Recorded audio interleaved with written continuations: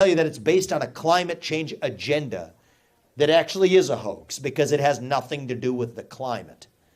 To tell you that Ronna McDaniel, our failed chairwoman, as the RNC chairwoman, needs to resign as the failed leader of our party after 5 failed years of leadership.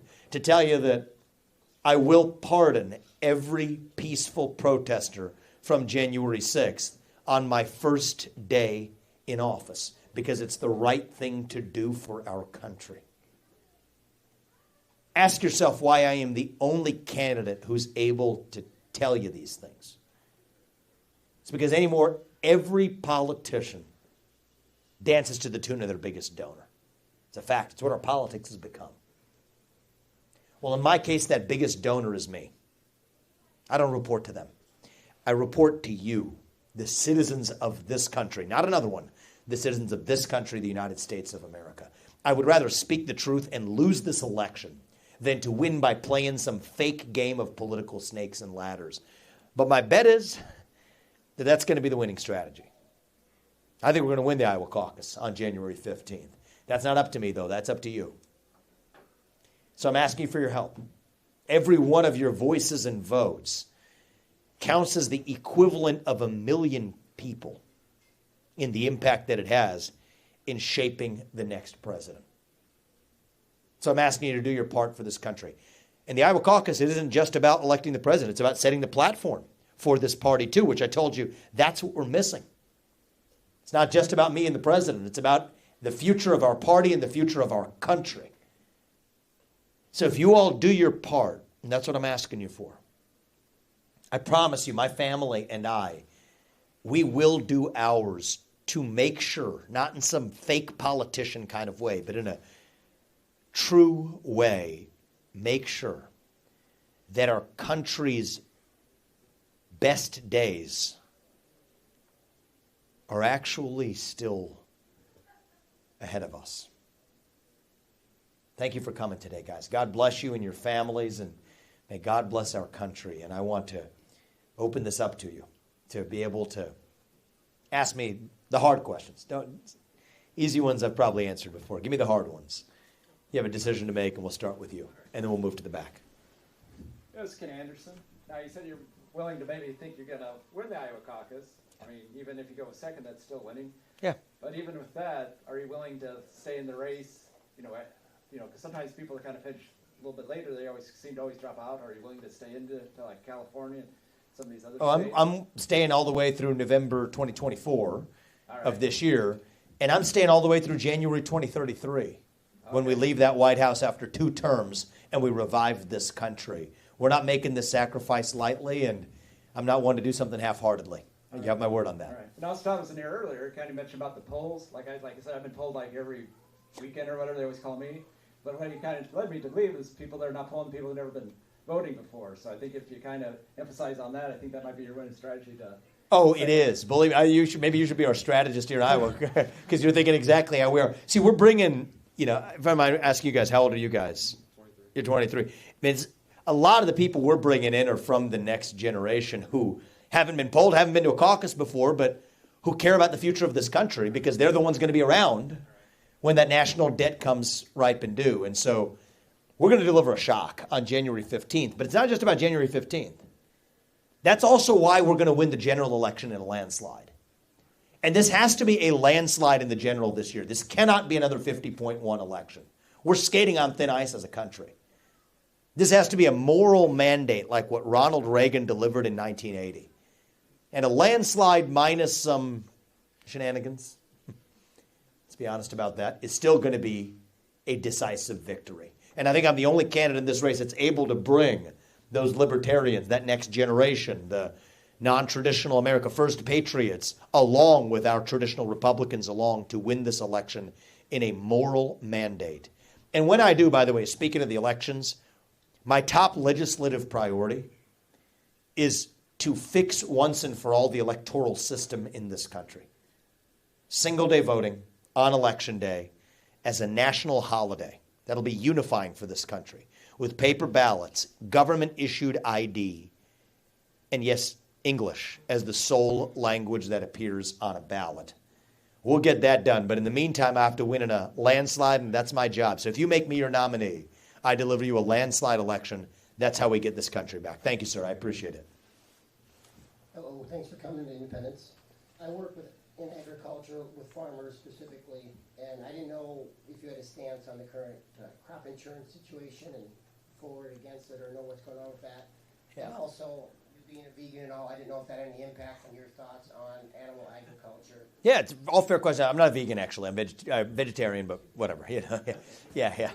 I like my cheese and my dairy, which actually may have a bias in favor of the question you're asking. But so I'll answer the second one first. And I'll tell you a word about my faith as well, to use this as a chance, because that's where I was raised in a household that part of our religious beliefs is, my parents don't drink alcohol. We grow up in a household that doesn't eat meat, etc. I'm Hindu. Slightly different faith background from people who have run for U.S. president. I can tell you because I went to Christian schools. I went to St. Xavier in Cincinnati. I can tell you this with confidence. We share the same value set in common. The value set that this country was founded on. The heart of my faith is that God puts each of us here for a purpose. It's our duty to realize that purpose. That God works through us in different ways, but we are still equal because we're equal in the eyes of God. That's the heart of my faith. And yes, I did have a very traditional upbringing in some senses. My parents taught us that family is the foundation. Marriage is sacred. They taught us it's between a man and a woman, that divorce isn't some option you just pick off a menu when things go a little wrong, that the good things in life involve a sacrifice. It's not just about this life. It's about the eternal life. Now, we read the Ten Commandments for the first time when I was in ninth grade at St. X, and it didn't feel like I was reading it for the first time. What do they say? There's one true God. Don't take his name in vain. Observe the Sabbath. Honor your parents. Don't lie. Don't cheat. Don't steal. Don't commit adultery. Don't covet. These are the Judeo-Christian values that our nation was founded on. They seem foreign today, actually. I don't think they're foreign to most of us, and they're not foreign to me. They're the same value set that I was raised in. And so part of my job as the next president, I think, is to stand for those shared national values, to swear an oath to the Constitution and to keep it. That includes the First Amendment liberties that we have in this country. Freedom of speech and freedom of religion, freedom to worship. So every person is free to worship as they will, but not to foist that on everybody else. And so do I stand for the freedoms, including of animal and including farmers of every kind, including those who bring up cattle or those who bring up hogs or otherwise, to live their version of the American dream without the government standing in their way? You're darn right I will. That's what swearing an oath to the Constitution actually means. I'm not here running for pastor. I'm running for president. And the president swears an oath to the Constitution, which gives the freedom to pastors to be able to each do their own job and farmers to each do their own job. And if anything, I'm the one president who is going to shut down that deep state where a lot of those toxic regulations actually come from, impeding farmers across this country. The WOTUS, we could go straight down the list. The EPA, you could go, the electric vehicle subsidies, the subsidies for windmills, the crony capitalism that results in violating the private property rights of farmers with that carbon dioxide pipeline, making its way across half of the state. And so, yes, I think I'm going to be the most farmer-friendly president in this country. And I do think that, from the insurance perspective, at least through the private marketplace, it's not really being provided in an affordable way. Because I think that one of the things I'm going to end, and I know there's a governmental component to it, but one of the things I will end is the special antitrust exemptions for insurance companies. That's the product of lobbying, and that's part of what makes insurance of many kinds, including health insurance, unaffordable in this country. And so I'm going to put an end to all insurance-based antitrust exemptions. It's a really technical issue, but that's where I land. So hopefully that addresses your questions. Anything else I could speak to for you? What's that? Thank you. Appreciate that. Right there in the back. Vivek, we've talked a couple times, and I really appreciate you. And I keep coming back because one of the things that really attracted me is the fact that you do speak truth. Thank you. And you speak it unabashedly, and you don't back down, and that is very rare in what we've seen. We've spoken about a different issue a couple times, but I wanted to bring something else up that is very much a concern to me and my family. 'Cause, you know, we talk about the different issues, but I want to bring something else up that is very much a concern to me and my family. 'Cause, you know, we talk about the different issues, but I want to bring something else up that is very much a concern to me and my family. When we see what's going on with businesses being attacked, and when you defend your small business, it's the defender that is being persecuted. I don't think that's unintentional. When we're seeing what's going on in the bigger markets, and what went on with even the medical fields, and you see it all through. As you see here in Iowa, a lot of times when we want to control count, we send animals into a chute. And what I'm seeing is that when more things are being pushed online for safety reasons, more stores are being closed down. When you look at the LLCs, how they're targeting the small ones but not the big ones, I see that a lot of businesses are being funneled into a chute. When we look at energy, they're trying to funnel us into a chute on electricity. All these things are a way to control and flip a switch and turn things off.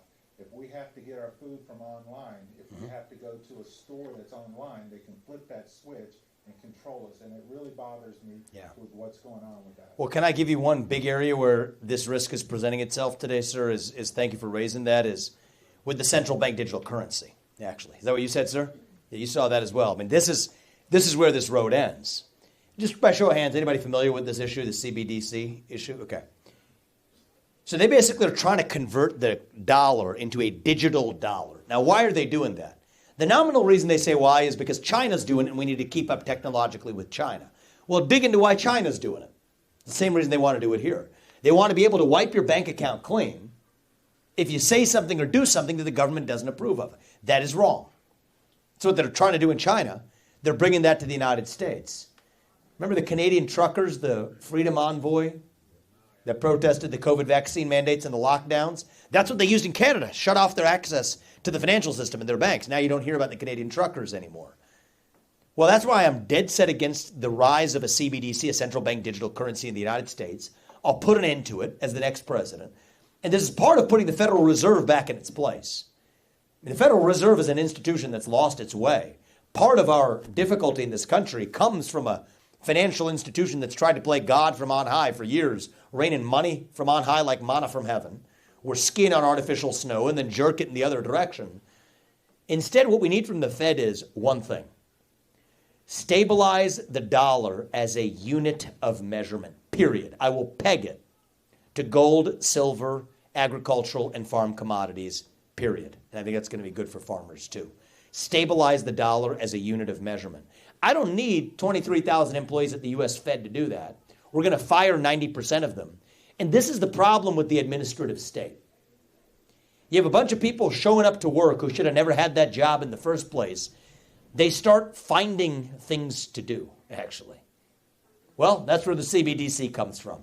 So anyway, what we see with the ESG movement, the CBDC movement, and I'm worried, sir, some of this comes not just through the Democratic Party, but through the Republican Party. There's a candidate running for U.S. president right now on the Iowa Caucus, Nikki Haley, that wants to tie your social media account and every internet transaction, every internet profile you create to government-issued ID. That's Orwellian. I don't care if that comes from Joe Biden or Jack Smith or Dick Cheney or Nikki Haley, Republican or Democrat, it doesn't matter. That's a threat to our liberty. And I thank you for being able to see where the puck is going and being able to ask a question that's actually going to affect the future country that you're going to grow up in. And my commitment to you as your president, you know, Thomas Paine, actually, this is based on a memo called Common Sense, written by Thomas Paine in the lead up to the American Revolution. Well, these people who wrote in the lead up to the American Revolution, including Thomas Jefferson and Thomas Paine, they all wrote under pseudonym.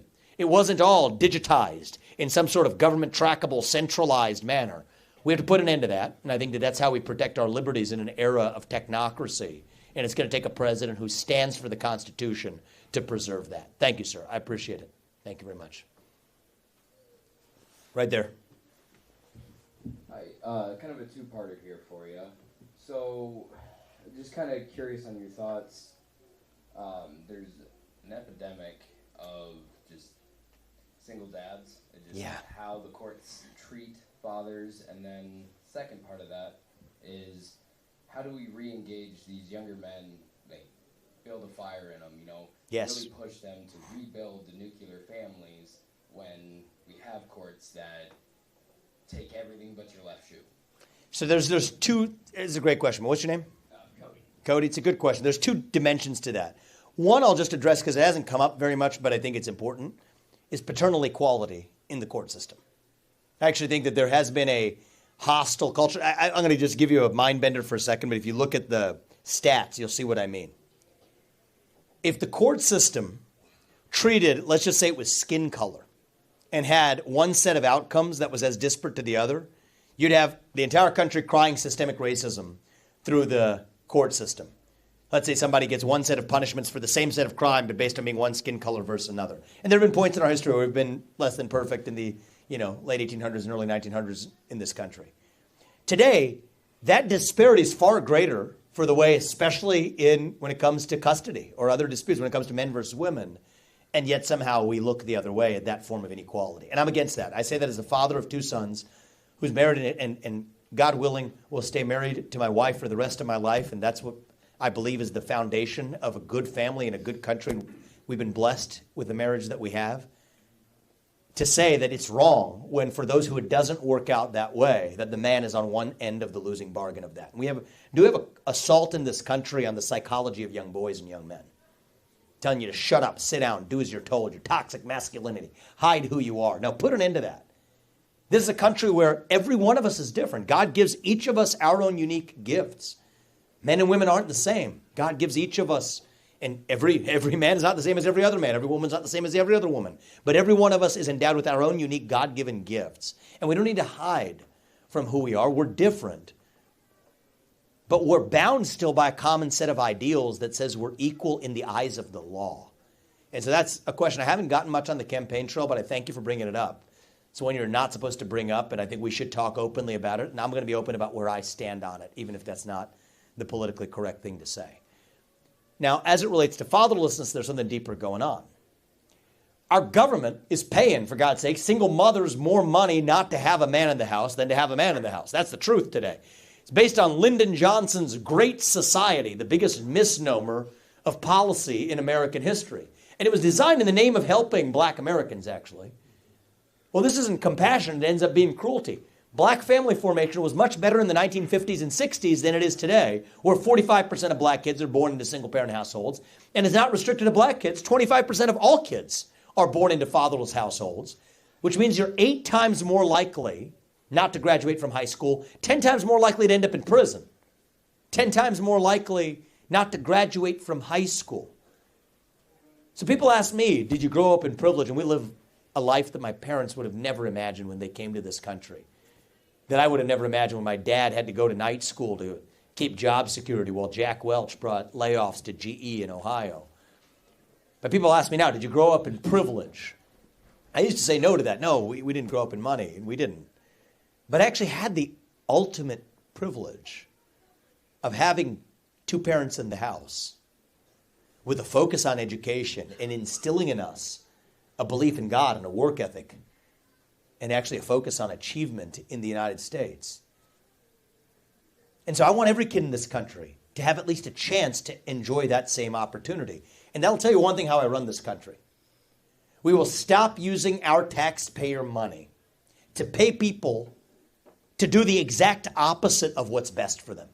Those single mothers who I visited on the south side of Chicago who get paid more not to have a married man in the house than to have a married man in the house. The people I've visited in this campaign in Kensington, the inner city of Philadelphia, who are drug addicts that get paid more or get effectively aid programs that just give them crack pipes and needles in the name of getting them off a drug addiction. Paying young men more money not to go to work than to actually go to work. You think sitting in your parents' basement playing video games, smoking pot is giving you self-confidence? No, that's what's driving the mental health epidemic. That's not compassion. That's cruelty. More money for people not to repay their student loans than to repay their student loans. We will put an end to that on my watch. That's how, in part, you fight the national debt crisis. It's not only how you revive this economy, it's how you revive that sense of self-confidence that we've lost. How old are you, if you don't mind me asking? 30. You're 30. So I'm 38. I'm the youngest person ever to run for U.S. president as a Republican. But I think it's true of all of us, not just our generation, not just yours. I think it's true of all of us right now. We are hungry for a cause, all of us. We are starved for purpose and meaning and identity. at a time in our history when the things that used to fill that void, faith in God, patriotism, hard work, family, these things have disappeared, and that leaves a moral vacuum in its wake. And it's when you have that black hole that runs that deep, that's when the poison fills the void. And sometimes we conservatives, we obsess over the individual poisons too much. Wokeism, transgenderism, climatism, COVIDism, depression, anxiety, fentanyl, suicide. These are symptoms of that deeper void of purpose and meaning. And I think half the job of the next U.S. president is policy, but the other half of the job, even in terms of reviving that norm of the family, that two-parent household, is the example that we set, the national character that we revive. And I want you, I don't know if you have kids, sir, you do. Well, I want you to be able to look your kids in the eye just as I want to look my kids in the eye and tell them, whoever that is in the White House, that I want you to grow up and be like him. For a poor of an eye, I would say like them, like both of us. That too is how we're going to lead this country, not just through the policies that we set, but through the example we set too, and reviving our national character. And I want you to hold us to that standard if you put us there. And my word back to you is we will do our best to live up to it. So thank you. I appreciate that. Thank you. Take a couple questions again before we find it. Right there in the back, sir. Yeah, back to you. Going back to government subsidies and partly the subsidized crop insurance, but over the last several years, we've seen a lot of farmers obtain, not just farmers, businesses obtain a lot of government subsidies. Farmers in general are Republican, but they're always out there to put their hand out. They don't want to be left behind if somebody's going to pay it. That's a fair way to frame it, actually, right? If you're going to play the game, then you might as well not be losing it. Yeah. So a lot of them, they're going to take what's going to come to them, and there's been a lot of dollars coming to them. They don't even know those programs exist until the FSA office brings them up, and all of a sudden they're getting large sizes of checks. At a time where a lot of them are making a lot of money the last 2, 3, 4 years. How will you determine what subsidies make sense? And this can go for more than just agriculture and crop insurance and whatever else, but it can go general government. Yeah. How do you determine where we're going to spend our money? So I want to start with the more basic set of the rules of the road. I'll give you one example that is relevant to Iowa farmers here. The Renewable Fuel Standard, RFS. You're familiar with this, right? So that refers to anybody, most people here familiar with that? Or it basically says here's the minimum blend required in gasoline to fill up your cars that comes from ethanol made from Iowa corn. Now, I start from first principles. So some people, and I'm just not a politician, I'm just not, so I'm not going to try to pretend to be one. But many politicians, when they come through every 4 years for about 6 weeks, everyone loves the ethanol subsidies and the renewable fuel standard because they love Iowa farmers, and then you don't hear about that until 4 years later. My basis for being in favor of the renewable fuel standard is on the basis of market principles. The right answer should be no subsidies or no renewable fuel standard for anybody with consumer choice at the pump. But we don't have consumer choice at the pump because of a different industry's lobbying, is your point you're making, the oil industry lobbying, which stopped us from having consumer choice at the pump. But the few places we do have consumer choice at the pump, like Wichita, Kansas, you could see this, people, when they get their choice, choose a higher blend of ethanol on their own than the renewable fuel standard because it's cheaper. And for some people, it matters that it's made in America. And it's a fair basis for making a consumer decision.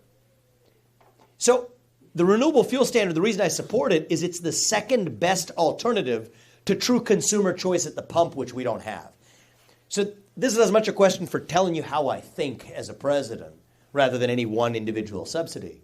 What I prefer is a basic, actual free market that's not the product of crony capitalism and corruption. And that's what we're driving to. But in the meantime, we're going to allow everybody to compete on the same playing field. I am opposed to electric vehicle subsidies. I'm going to end them. I have no problem with you buying an electric vehicle, but I have a problem with being asked to pay for it, which is what I'm doing today. We're going to end all of the special exemptions. I told you the liability exemptions for vaccine manufacturers. Why on earth does... Normally, if you sell a product and it hurts you, you can sue that company. But if it's a vaccine, somehow you can't. It's the product of lobbying. Why are healthcare costs what they are? One category of companies, insurance companies, including health insurance companies, which we talked about, are exempt from antitrust exemptions. Well, that shouldn't be the case. Same rules should apply across the board. So eventually we want to end the crony capitalism, and here's how you do it. It's basic anti-corruption measures in government. you should not be able to lobby the government for at least 10 years until after you've left that government. That's basic. You shouldn't be able to join the board of a company for at least 10 years after you've actually been a regulator of that company or a lawmaker who makes laws affecting that company. I don't think you should be allowed to trade individual stocks while you're in Congress. I don't think you should be allowed to trade individual stocks if you're a regulator. Ban individual stock trading for people who are working in the federal government. So these are basic changes, but if somebody's coming in as an existing politician, here's how the game is played. They're all already bought and paid for by the time they get to the finish line. And so it is going to take somebody outside of that broken system, somebody who's not bought and paid for, somebody who does not report to that mega donor class, to get this right. And in the meantime, we'll use fair principles in the meantime to make sure that's just the people who are at the front of the line weren't the ones who actually got their special favors doled out, which is the heart of your question. So thank you, sir. The U.S. has had for a lot of years a cheap food policy. I think that's what USDA got going in the 30s or 40s, Yep. Great Depression, whatever it was. So a lot of the subsidies have been based on a basic principle that does make sense, right? Yep. Keep the natives from being restless. You saw what happened over in the Middle East back in 12, 13, 14 when the price of wheat went crazy. Yeah. You had a lot of turmoil, and that's what you're going to have if you get high food prices. And so I understand the cheap food. No, I understand it, but the way we need to do it is through actual greater competition. I mean, even when you take about the subsidized, think about the loophole in the subsidized crop insurance, but we don't have a competitive marketplace for people who sell insurance, which drives up the cost, and then you subsidize it. It's one big loop of crony capitalism unto itself, as opposed to the market actually working normally. Anybody of you paid attention to what Javier Milei is doing in Argentina? Does that name mean anything to you? He's reforming that country. For those of you familiar, I'm going to make Javier Milei look like a moderate by the time I'm 3 months into my presidency. Okay, slash and burn the federal bureaucracy. Send 75% of the bureaucrats packing back home, shut down agencies that shouldn't exist, rescind regulations that were never passed by Congress. I mean, the joke is Congress is not even passing most of the laws. The reality is they're being enacted by the bureaucrats who are not subject to actual democratic accountability. One of the ways we clean up corruption as well is through term limits. I favor term limits in the bureaucracy. I've said that. 8-year term limits in the bureaucracy. But I also favor term limits in Congress. Now, the dilemma with how you get term limits in Congress is that requires 75% of the people who you're trying to term limit out to vote for those same term limits. So, got a bit of a chicken and egg problem there. I'm a businessman. I believe in working through the incentives that people already have. And so I don't love that it works this way, but it does, and here's how we're going to do it. I'll grandfather in anybody who's already there to say it doesn't apply to you, but whoever comes to fill that seat after you, it does apply to them. Same thing with the insider trading bans for congressmen as well. Because these are wildly popular policies, and they're going to vote in favor of them. So it's silly our politics is as broken as it is, but this is what it's going to take to actually drive real change in our system. And I think this is going to take a leader from the outside, but also now more than ever, a leader from the next generation to reach and lead the new generation of Americans. Thomas Jefferson, he was 33 years old when he wrote that Declaration of Independence in 1776. I like your shirt there, sir. Jefferson was 33. Is that about your age? 48. Oh, God, you look good. Okay, I appreciate that. And by the way, Thomas Jefferson, he invented the swivel chair while he was at it. Little known fact. Benjamin Franklin, one of the co-signers of the Declaration of Independence, of course, he invented the Franklin stove, named after him. He invented a remedy to the common cold, the bifocal spectacles, an early prototype of the lightning rod on the top of your house. Robert Livingston, he was an ambassador to France. In his spare time, invented one of the key components of the steamboat. Go straight down the list. I mean, there was something in the water back then in 1776. That inner animal spirit. Well, something else in the water. We got to bring back that 1776 spirit. And I think that we have this inner animal spirit in our country. It has been domesticated. It has been tamed. It has been whipped into submission by this new culture that penalizes excellence and celebrates victimhood. Our culture of excellence, it has leapt oceans to lift up places like China, while their culture of Maoist victimhood has come all the way back here to hold us down. When we rallied behind the cry to make America great again, we didn't just hunger for a single man. We hungered for that unapologetic pursuit of excellence, for that 1776 spirit. And I think it is going to take a leader whose best days in life are still yet ahead. And I don't take that for granted, but I hope they are for our family. A leader whose best days in life are still yet ahead, to see a country whose best days are still ahead of itself. And that's how I hope to lead this country. Right there, sir. 5 more minutes. Okay, thank you, man. Hi, my name is Jordan, and I want to know, who do we owe the national debt to? Where is it owed to? Is it the World Economic Forum and Great Reset people? Because I think we should have a reset where we wipe it out, and we're not going to pay it. Well, let me just. I get where you're coming from. What's your name, man? Jordan. Jordan. So let me tell you how I'm going to deal with our national debt. Let me just answer your question first. Somebody should do this with the other. You should go to the other presidential candidates and see if they can give the answer. There's actually a very clear answer to this. It's like China, Japan, certain other countries. We go straight down the list. I don't think most people understand how our national debt actually works. And I'm going to say people, and say most politicians. They have no idea. I mean, who are running for president have no idea how it works. The way it works is, it's okay for us to have some amount of national debt, right? I'm not one of these purists to say we don't need national debt. If you think about it economically, the dollar is the reserve currency of the world. That's a good thing. One of the ways we use that to our advantage is, if a terrorist in another country, we need to freeze their assets, we can do that because we have control of the financial system. Our borrowing costs are actually lower because the dollar is the reserve currency, because people around the world would rather have dollars. So just speaking as a businessman, it's okay to have a small, reasonable amount of national debt that gives us some flexibility if there's investment opportunity or otherwise to go after it. But what's happened right now is our national debt's way out of control. Where in about 5 years, the interest payments on our national debt are going to become the largest line item in our federal budget. And if we get there, then we're done. Because then we're in quicksand. We don't have a country left. Who do we pay it to? So we're paying it to the people who hold it. Many of us in this room probably hold the national debt in our own bank account. The bonds. That's exactly what a treasury bond is, right? And so there's literally, is 8 billion people in the world, but there's billions of people and countries and companies, et cetera, that hold our national debt. They're just what a treasury bond is. And the U.S. government's issuing that to borrow that money. That's how it works. Problem is, it's gotten way too big. It's gotten way out of control, and it's going to cripple our country and your generation unless, you got about $200,000 of that national debt on your shoulders per person unless we actually do something about it. Here's how I'm going to do something about it. Very practical. We're going to get the oil and natural gas out from underneath our ground and sell it. That automatically buys down about $8 trillion of our national debt right there. Well, that's what we should be doing.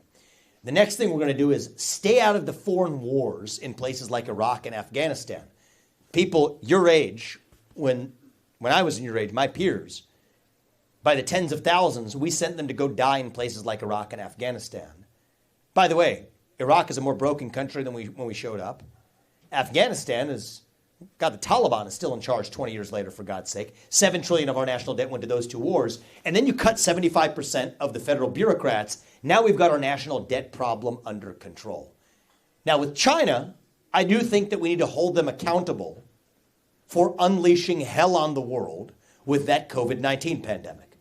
And so with China, I will use every financial lever we have available, and they're the second largest holder of our bonds, is the Chinese government. We will use every financial lever available to hold them accountable for that COVID-19 pandemic, up to and including our national debt if necessary, though I don't think it's going to come to that. And the only reason not to wipe it out is then we'll never be able to borrow money again. So we should do it the way of just get our oil and gas out of the ground, sell it, buy it down, get it under control, avoid the foreign wars, and slash and burn much of the federal bureaucracy. That's the right way to do this. It's going to take a CEO in the White House to get that done. For me, that's second nature. We'll have that under control, I think, by the end of my first year in office, to be on a trajectory to have this national debt problem set straight. Sir, we'll give you the final word. I want to see an audit of the black budget. A lot of times I hear about that they're budgeting money under something that we might. Of course it is. It's totally non-transparent. I want to see where that money is and what the true. There's two books. There's the public one. It's truth. So one thing I'm restoring in this government. Why isn't everything transparent? It should be. It absolutely should be. Why isn't everything transparent? Well, our government has lied to us systematically. That's the answer for why. And so one thing I can promise you as your next president, we will tell you the truth again in this country. Our government's lied to us, everything about the Trump-Russia collusion hoax that never was, to the Hunter Biden laptop story on the eve of the last election, to the origin of COVID-19, which came from a lab in Wuhan, to the truth of what really happened on January 6th, which I believe is still being hidden from us, to how our money is being spent in Ukraine, to how our money is being spent at home, to what's really gone on with the creation of a national debt with a shadow budget that has been hidden from public view. We, the people, deserve a government that tells the people the truth again. We, the people, we can handle the truth. We demand the truth. We deserve the truth. That's what the American Revolution was fought for, is a government that is for the people, of the people, by the people. That's my job to deliver you as your next president. And look, I know you have an important decision to make on January 15th. I'm asking you to do the right thing for our country. I'm in this to take our America First movement to the next level. And for those of you in this room who maybe, if I weren't in this race, I would be too, considering supporting someone like Donald Trump, I want to be honest with you. He was a great president. I respect him. I've respected him more than anybody else in this race. What they're doing to him is wrong, and I've stood against it more than everybody else. But if you think they're going to let this man get anywhere near that White House again, I'm going to ask you to open your eyes. They're selling us the rope today that they will use to hang us tomorrow. We cannot fall into that trap. They want this to be a two-horse race between Trump and a puppet they can control, eliminate Trump and trot their puppet into the White House. Don't fall for that trap. He got this fight started and we love him for it, but it is our job, our duty to finish it. America First did not start in 2016. It started in 1776. And we owe it to this country and our founding fathers to make sure we have another 250 years and then some still left. You got the future of America First standing right here, and I am asking you to do the right thing for our country on January 15th.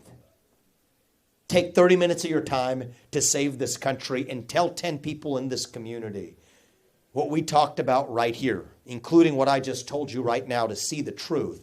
We don't want to be 12 months from now looking back and saying, I didn't see that coming, or are you going to say, how didn't we see that coming? We have to think independently and skate to where the puck is going. And so I'm in this to make sure our America First agenda survives another 250 years and more to come. And if we do, then we don't have to be this nation in decline anymore.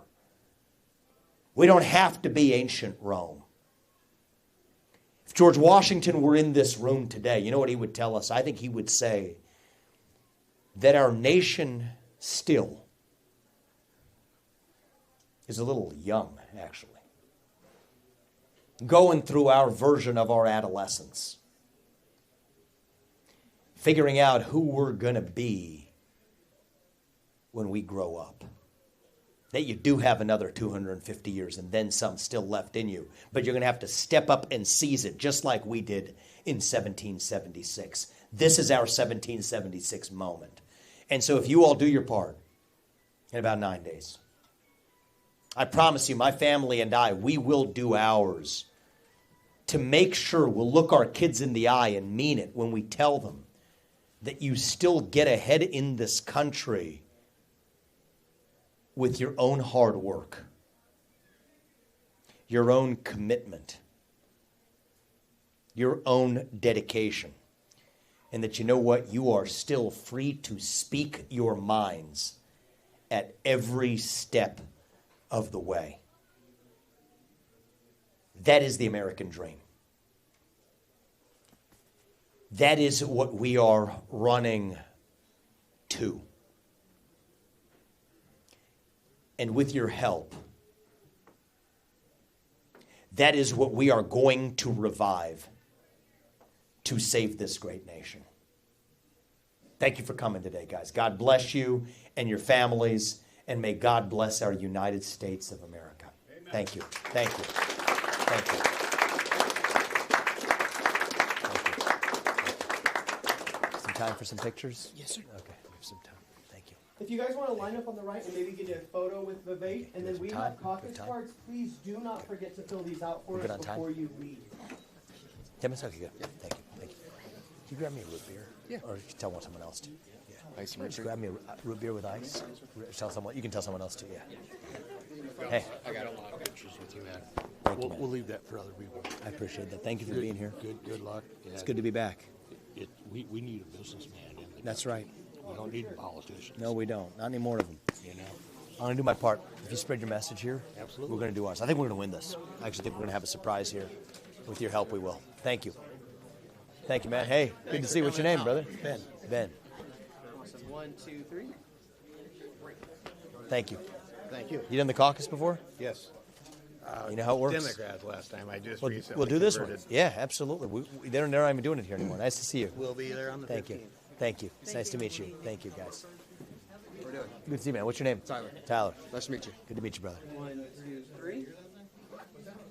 You probably haven't done it before, right? Because you're No.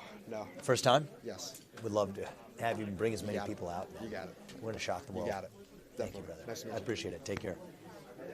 Hey. Hi. It's good to see you. What's your name? Tava. Tava? John. John. Thank you for being here, guys. Thank you. Thanks.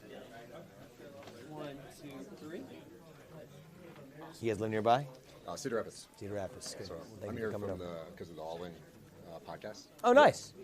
Kind Thank of you. exposed to you Yeah. on that and those guys. It's like It's a good podcast, you could actually. be You've got it. on there with them, right? Yeah. Like a billionaire that's like self-made and Yeah, but we can all go into our retreat into our caves.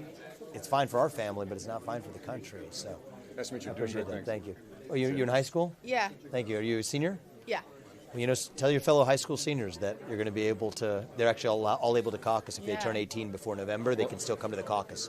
On What's January your 15th. TikTok for why they should come caucus for you from a high Well, school look, senior perspective? there's two things that matter to your generation. It should matter to your generation. One is you don't have $200,000 of debt on your shoulders that you didn't sign up for, and that's what's coming. And that you don't have somebody else's gun over your shoulder in somebody else's trench fighting someone else's war. And if there's one president who's going to take care of both of those things for your generation, that's me. My generation grew up into it, and my kids are going to grow up into the same problem. And so if you care about those things, Yeah. nobody's going to address that like me. And so bring your peers out, too, on the Iowa caucus, and I think we're going to shock the system. Thank you. If you're 17, you can still vote as long as you turn 18 before November. They let you do it. Yeah. So Cool. thank you. Thank you so Take care. much. Take care. Thank you, sir. Appreciate it, man. Nice to good meet to see you. you. Nice to meet you. to Thanks see for this you. opportunity Thank to cut through the Thank you all. normal filters. Yeah, the filters are a problem in this country. Yes, So, have you guys done the Iowa caucus before? we have never done it. Our daughter-in-law talked us into coming here. She's Amazing. going to be involved with that. Thank you. 1, 2, 3. Well, we're going to ask you to come to it this time, Yes, I am January 15th. planning on it. And if you bring other people with you, this is why I think we're going to win, is because we're getting mostly first-time caucus goers who Yeah. haven't been polled. So help us deliver a shock. Everybody was able to hear what you said tonight. I think Thank you. With your help, Yes. spread the message, and I think we're going to do it. Thank you so much. Thank you. We need revival in this country. Thank you. Thank you. We're going to deliver it. Thank you, guys. Hey. Hello. It's good to see you guys. We're fellow Buckeyes. Oh, you are? OH. Sandusky, Ohio. Yeah, all right. Awesome. 1, 2, 3. Perfect. Thank you. Thank you. We live here now, huh? Yep, Yeah. you're here now. Yep. Spread the message. Have you done the Iowa caucus before? No, never have. You got to come out. I'll plan it. We're, I'll plan it. If you spread the word and bring a lot of people, we're going to deliver a shock. I love the way you decimated Haley on that. Well, thank you. We got to stand for what's right. That's so right, that's right. I appreciate You it, got guys. it. Thank you. Thank you. Thank you so much. Hey, guys. It's good to see you. Nice to meet you. Good to meet you. What's your name? Danielle. Danielle, it's good to see you. Yes, absolutely. Thank you, man. I appreciate it. We drove 7 hours from Springfield, Missouri. Oh, my goodness. Thank you guys for being here. You drove 7 hours Yeah, to be with I us? didn't Thank get you. to ask you, but you're the Thank you. That means you're a lot. You're the podcast candidate. Yes. podcasts from the White House regularly. Oh, yeah. So thank you for saying that. So I have a podcast that we've done during the campaign. It's supposed to be once a week. We've got a little bit slacked off a little bit with this campaign here. 1, 2, 3. With the 330 events. But we're going to continue the once a week podcast from the White House. We wanted to go to It's the like a Tim fireside Cast chat. event that you Oh. have. We missed out on getting the tickets. Oh, it's already sold out? So I told her They the other sold day. out within like. For the 10th one. Oh, my 5 gosh. minutes. The one on the 10th? Okay. Yeah. Well, they're going to go from 10th through the 15th. Oh, okay. Yeah. Now, they're going to do it at our campaign headquarters building. But I'm not going to be at all of them. I'll be at the one on the 10th. Okay. Yeah. Yeah. Thank you, man. I appreciate it. All right, Thank you, guys. I appreciate it. Nice meeting you. Take care. Thank you.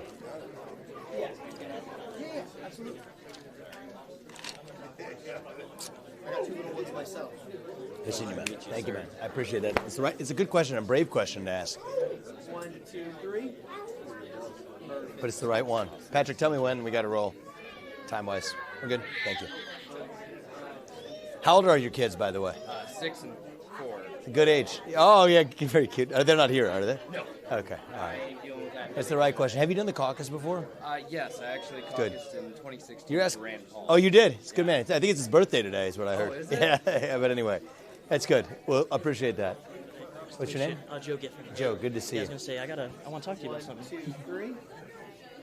Perfect. Hey, Thank you. I'm the Army, U.S. Army Northern Iowa recruiting commander for the Army. Thank you for your captain. service, man. Yeah, thank you. It's when you talk about truth and everything, I just sit there and think to myself, man, it's like I can't speak my own truth. I feel like because I serve my country, and I feel like I can't be political at all. Politics. Well, is so interesting. I mean, you're doing this for the country. How about you don't talk about politics, but you talk about the nation and the future? Yeah. Because I think that could actually inspire, if you're a recruitment officer for the Army, that could inspire and bring a lot of people in. Absolutely. For my part, I just feel like I'm not being genuine sometimes. if I'm your president, I give you the permission to do that. And so keep that national spirit alive. If you come to the caucus on the 15th, I appreciate it. Absolutely. Hopefully I'll be your commander-in-chief. Absolutely. Thank you, sir. Thank you. I appreciate it. Take care. Hey, thanks for being here, man. All right. Yeah, just Good don't be to a see you. fly-by-night or whatever. That's what they do. They come here and they kind of disappear. No, so. well, it's not. I'm not a politician, We sir. got the truth here, huh? Awesome. 1, 2, 3. Perfect. Have you done the Iowa caucus before? Oh, quite a bit. Yeah, Oh, I did good. C4, so. Amazing. Well, Yeah. we would love to have you this time. All right. It's going to make a well, difference for us. Well, you never know. It's whoever's there and whoever persuades you is how it's always done. Thank you. We're gonna do it this time. Okey-dokey. Thank you. Take care. Hi. It's good to see you. What's your name? Jennifer. Jennifer. Thank you for being here. I appreciate it. 1, 2, 3. Perfect. Thank you, Jennifer. Have you done the Iowa caucus before? I did last time. Good. Yep. Well, thank you. Well, We're a homeschooling family. Oh, you are? We have 11. So I respect that. Thank you. It's one of the most important things you could be doing. You bringing more children into this world and bringing them up the right way. not the I'm a easy father road, of but, 2. yeah. No, but in this environment, it's the right way. But I'll do my part to make sure that in the future, people will actually have an educational system that offers them the right choices. That would be. Yeah, and I say that as a father and hopefully as your president. Yeah. Well, So, thank you. Thank you. Vivek. Spread the message and we'll be good. Thank you. Hi. Hi. Kathleen Strahl. Kathleen, Nice good to meet you, Kathleen. Thank you for being Teacher. here. Nice to meet Farmer. What is it? Bob. Bob, good Yep, to see you, yep, Bob. yep. I had one question that I didn't get a chance to ask you is, if you get to be president, when you get to be president, how are you going to make the Congress, the senators, the congressmen work together so that we get some of these things accomplished that you want Yeah, to get so I think the accomplished? term limits are good because they tend to be best in their first couple of terms and then they kind of go the more ossified direction. So term limits is one. Number 2 is much of what I said I want to deliver you is actually through the executive branch of the government. They're running the executive branch. Then we demonstrate, have some positive momentum that we then use to unite the legislative branch too. That's the way I think about it. Good luck with that. Thank you. I hope you can. Yes. I hope. I it think we're works going to that do way this. because I think we thought this through deeply. it needs to be done. We Thank thought you. this Sorry, through. look here. 1, 2, 3. Perfect. Thank you, Bob. Thank you. I appreciate Thank that. you. Have you Good done the luck. caucus before? We've done. Good. Yeah, we've gone. Well, if you've Thank spread you the word, very I much. appreciate it, Yeah. guys. Thank Yeah. you. Thank Good you. luck to you. Thank you. Appreciate it. Appreciate it, Bob. Good luck Take to you. care. God bless you. Thank you. We appreciate that. Thank you. Hey, Hi, Janine Zoo. Janine. Hey, Russ. Russ. Good to see you guys. Thank you. Go 1, 2, 3. Perfect. Thank I you. have one question for Yeah. you. I've been seeing on social media things about Soros, Hmm. connections with you. Yep. Zero connection with George Soros. It's amazing. With George, what about his family? Yes. So None zero there, connection too? with his family. When I was 24, it's connection zero. When I was 24, I applied for a generic scholarship that thousands of kids get and apply for. I probably won 50 scholarships. I don't know who George Soros was in 2010 when I was 24 anyway. Many people didn't. It's a generic scholarship. I won it. Allowed me to pay for graduate school, law school. Zero strings attached or anything else. Excellent. Now the irony is the people who actually make this stuff up is the super PACs. You familiar with the super PACs? No, There are these I never entities really that don't have to do with the campaigns, but they're where the billionaires give a bunch of money to politicians, and they do their dirty work for them. And so that's where a lot of the dirt in American politics comes from. Well. And the super PACs have taken aim at me because I've called to end the super PACs, and so they don't like that very much. But I'm probably the one person who George Soros would be most frightened of in this country, because I've said that anybody who breaks the law that way, to be able to basically prop up their puppets in the politicians, if they're breaking the existing laws, they're going to be held accountable. Good. So, Good deal. thank you. Well, hope that answers your question. Yeah. It sure does. Thank you. What was your Good name luck. again? Good luck, Janine. Janine, thank you. Yeah, thank you. Hey. Yes. Yes, thank you. Thank you, guys. Thank you, guys. How are you? It's good to see you, man. Thank you. 1, 2, 3. Smile. Awesome. Sorry, I didn't get Thank the you. guy. Thank you. Have you guys been to the Iowa Caucus before? I Hey, have. you This have? is the first time. I've been If you bring bringing- them all along, that'd Yes. be good. What's it called? You're going to be the precinct. Oh, you are precinct captain? You met my sister yesterday. Oh, amazing. She How's signed your, her book. okay, good, Yeah, yeah, good, yeah. good, good. Thank you, guys. I've been bringing as many people as I can to Oh, your if you, event. if you bring them out on January 15th, we're going to dominate this. Yeah. We're actually, I think we're going to win this thing, actually. So, yeah, absolutely. With your help, we will. With these little guys. Thank you. Thank you. Thank you. Thank you. Thank you. Hey, we'll get a quick one. We'll get a quick one. Yep. Oh. We'll do a selfie. No, we're gonna. Oh, yep. Thank you.